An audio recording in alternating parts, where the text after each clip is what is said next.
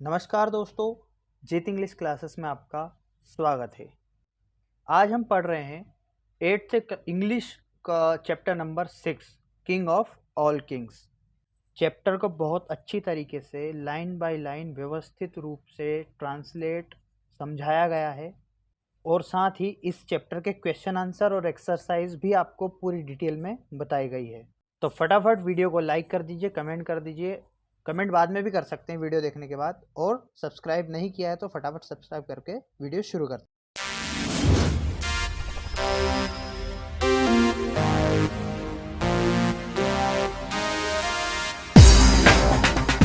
तो chapter number 6 है king of all Kings, मतलब राजाओं का राजा।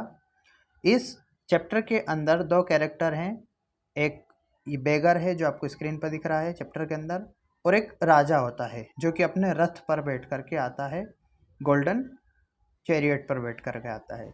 दो कैरेक्टर हैं तो दोनों ही प्रोनाउन यूज़ किए गए हैं यहाँ पर। एक तो जो बेगर है खुद के लिए आई करके बोल रहा है, चैप्टर में हम आई पढ़ेंगे, आई का मतलब बेगर बोल रहा है। और जो हमारा राइडर है किंग, उसके लिए यूवर या यू का यूज़ यहाँ पर प्रोनाउन का यूज़ किया गया है। तो आई बोलेगा तो बेगर बोलेगा, और यू का मतलब किंग की बात हो रही है। ठीक है, चलिए शुरू करते हैं लाइन बाय लाइन। यहाँ पर जो बेगर है वो एक सीन क्रिएट कर रहा है गांव का, जहाँ पर वो दरवाजे दरवाजे क्या करता है, भीख मांगने के लिए जाता है, भिक्षा लेने के लिए जाता है।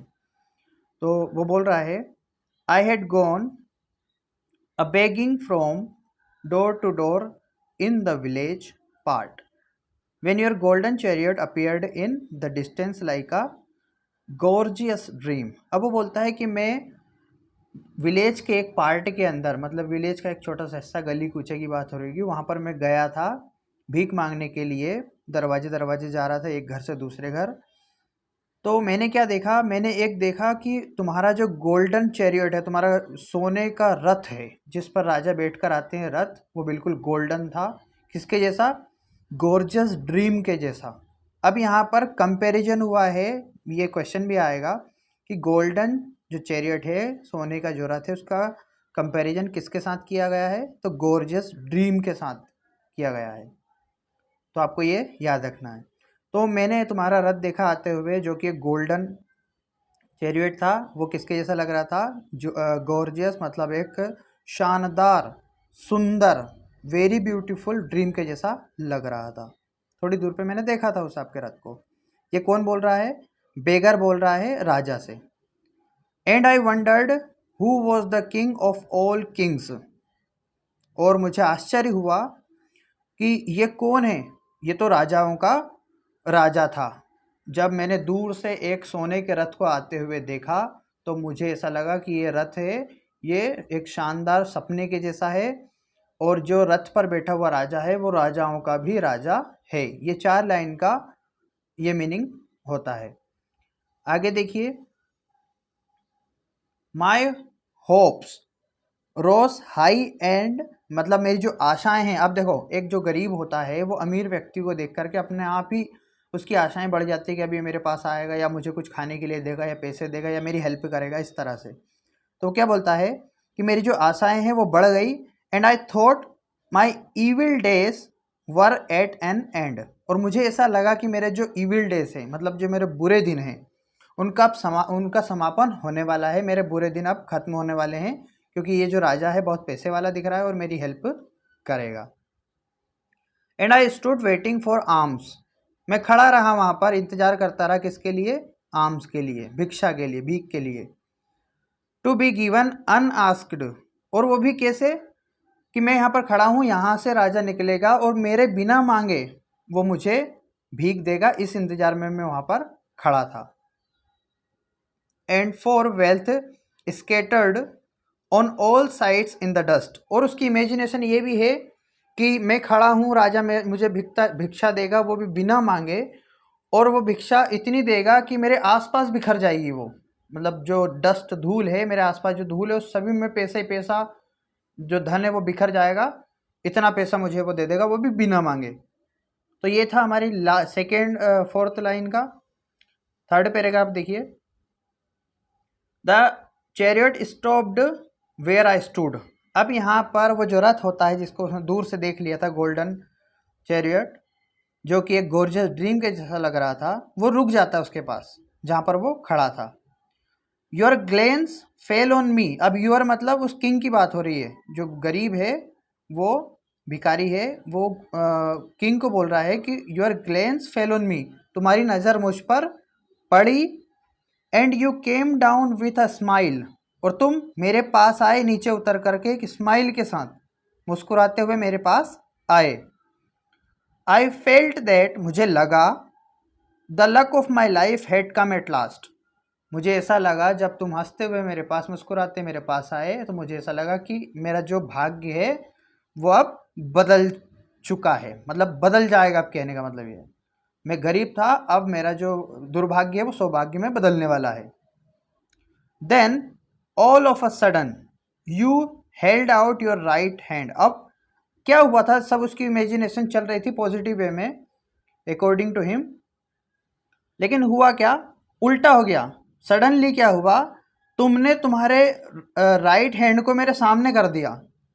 जैसे हम किसी के पास जाते कुछ मांगने के लिए और हमारा सीधा हाथ आगे कर देते ना, इस तरह से राजा ने उस भिखारी के सामने अपने राइट हैंड को आगे कर दिया। ऐसा वो भिखारी बताता है कि तुमने तुम्हारा राइट हैंड आगे कर दिया, एंड सेड, और कहा, what have you to give to me. और राजा ने क्या बोला, तुमने क्या बोला मुझसे, कि तुम्हारे पास क्या है मुझे देने के लिए। अब देखो उल्टा हो रहा है, एक भिखारी इमेजिनेशन कर रहा है कि मैं इससे मांगूंगा, लेकिन उसका उल्टा हो जाता है। राजा रथ पर से उतर करके अपने हाथों को आगे फैला करके राइट हैंड को उससे मांगता है कि तुम्हारे पास मुझे देने के लिए क्या है। ये विडंबना हो गई, इसके साथ आयरनी हो गई। देखिए नेक्स्ट पैराग्राफ में, ओह व्हाट अ किंगली जेस्ट, मतलब अब वो उसको जो गरीब है, जो बेगर है, वो क्या कहता है, व्हाट अ किंगली जेस्ट, कि क्या इस राजा का ये क्या जोक है, राजा वाला जोक है, क्या जोक किया है राजा ने मेरे साथ। Was it to open your palm to a beggar to beg, मतलब ये जो राजा है ये किस तरह से अपने हाथों को एक बेगर के सामने बेग के लिए हाथ फैला करके एक जोक मेरे साथ मजाक कर रहा है। क्योंकि राजा जनरली क्या होते हैं, बहुत पैसे वाले होते हैं, तो जब उन्होंने बेगर के सामने हाथ फैलाए तो बेगर को क्या लगा, एक मजाक जैसा, कि ये कैसा मजाक है राजा का जिसने एक गरीब के सामने अपने हाथों को आगे फैला दिया। आई वॉज कन्फ्यूज्ड, मैं कन्फ्यूज था, एंड स्टूड अनडिसाइडेड, और कुछ समझ नहीं पा रहा था, चुपचाप खड़ा था। And then from my wallet I slowly took out the least little grain of corn and gave it to you. अब वो बताते हैं, वो बेगर बोलता है कि मैं बिल्कुल कंफ्यूज था, मुझे कुछ समझ नहीं आ रहा था, चुपचाप बिना किसी निर्णय के मैं खड़ा था कि मैं क्या करूं। फिर मैंने क्या किया, अपना जो वॉलेट है, वॉलेट मतलब जो एक बेगर होता है उसके बाद झोली वगैरह होती है जिसमें वो सामान रखता है, भिक्षा मांगता है, वो सामान पोटली जैसा, उसको यहाँ पर वॉलेट बोला है। मैंने अपने वॉलेट में हाथ डाला और धीरे से जो मेरे वॉलेट के अंदर जो ग्रेन्स पड़े हुए थे, मक्का के दाने, ग्रेन ऑफ कॉर्न, उसमें से जो सबसे छोटा दाना था, लीस्ट लिटिल ग्रेन, सबसे छोटा दाना मैंने निकाल करके उनके हाथों में रख दिया। किसने, बेगर ने। बेगर ने क्या करा कि राजा भिक्षा मांग रहा था कि मुझे दो, तुम्हारे पास क्या है देने के लिए। अब वो तो वो अचंभित में हो गया, मतलब पजल्ड हो गया कि अब मैं क्या करूं। उसने अपने झोली में हाथ डाला और सबसे छोटा दाना निकाल के राजा को दे दिया। फिर क्या हुआ नेक्स्ट पैराग्राफ में, but how great was my surprise. अब यहाँ पर बेगर एक सरप्राइज के बारे में डिस्कस करेगा जो उसको बाद में मिला था, कि मेरा वो सरप्राइज कितना महान था, कितना अच्छा था। When at the days and, जब शाम हो गई। सबसे बड़ा सरप्राइज तो उसको शाम को मिला जब उसने, आई इम्पटाइड माई बैग, मैंने अपने बैग को खाली किया ऑन द फ्लोर के ऊपर, to find a least little grain of gold among the poor heap. और क्या पाया कि जो भी ग्रेन्स ऑफ क्रॉप्स उसके थे, कॉर्न के, मक्का के दाने थे, उनमें उसको सबसे छोटा एक गोल्ड का ग्रेन मिला।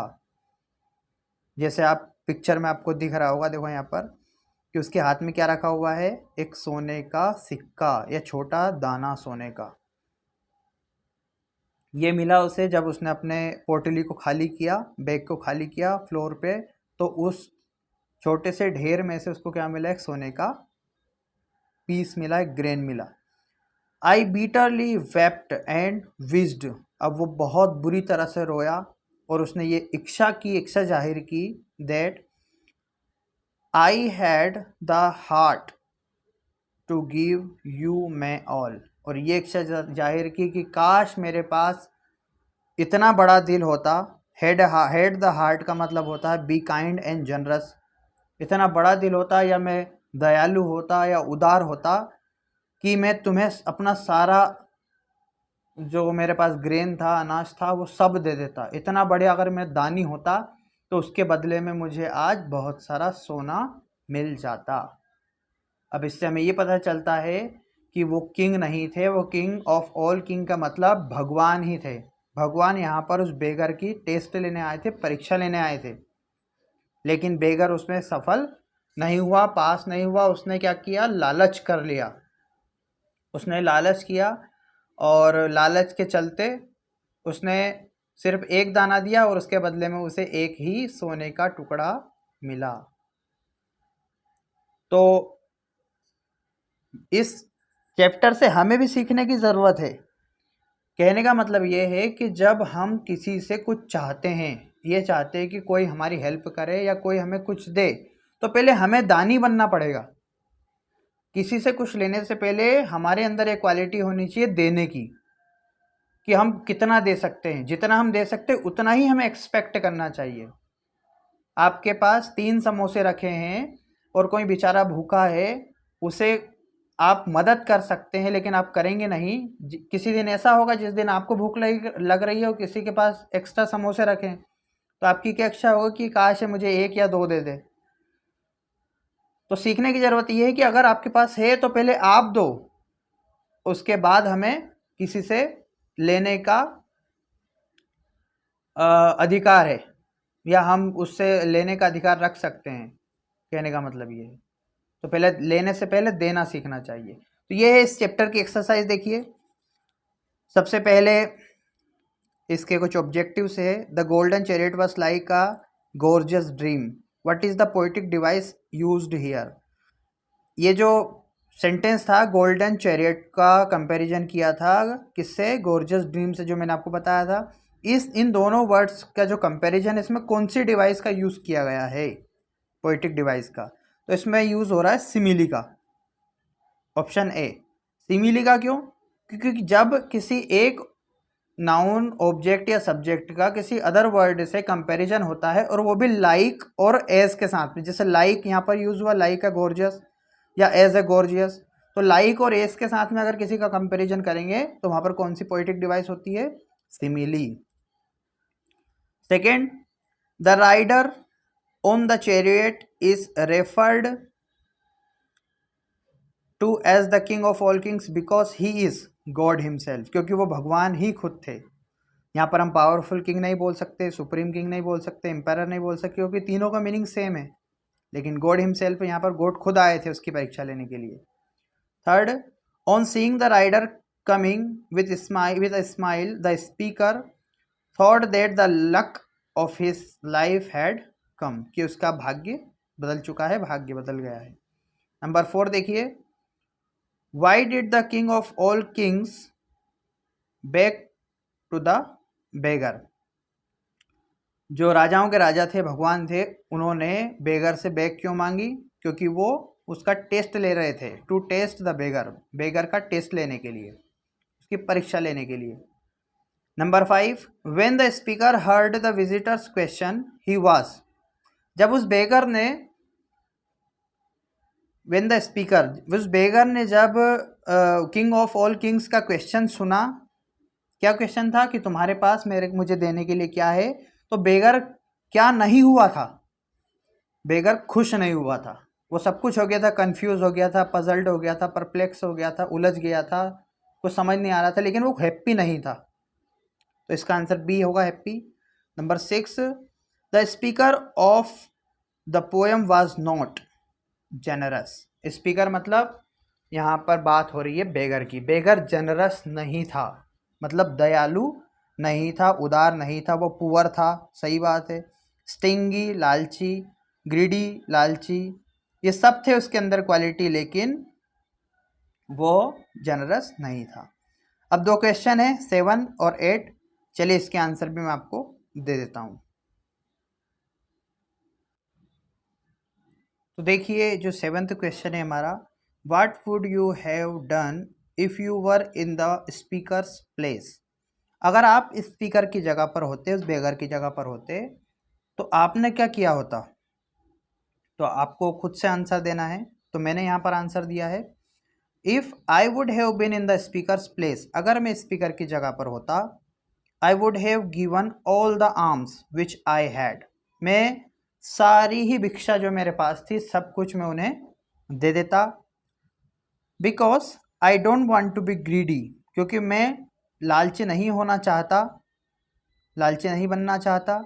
And being a helpful a kind person, और एक हेल्पफुल और काइंड पर्सन होने के नाते I would have given all the grains to the god, मैं वो सारे जो मेरे पास ग्रेन रखा था, अनाज रखा था मेरी पोटली के अंदर, वो सारा ही मैं किसको दे देता, गॉड को दे देता। तो ये इसका आंसर था। नंबर 8 का आंसर, नंबर 8 में है, a little grain of gold appeared in the speakers bag, मतलब स्पीकर के बैग में एक छोटा सा लिटिल ग्रेन ऑफ गोल्ड निकला था। At the end of the day, शाम को, what lesson does this teach you, यह लेसन हमें क्या शिक्षा देता है। तो देखिए इसमें लिखा है, the poem teaches us that we should be kind and generous, ये लेसन हमें सिखाता है, ये पोएम हमें सिखाती है कि हमें क्या होना चाहिए, काइंड एंड जनरस होना चाहिए। Let's have a look. देखिए क्या हुआ था, the beggar found a grain of gold among the arms at the end of the day, दिन के लास्ट में, इवनिंग में जब उसने अपना बैग खाली किया तो उसे ग्रेन ऑफ गोल्ड मिला उस अनाज के अंदर। He was field with regret, वह पछतावे से भर गया।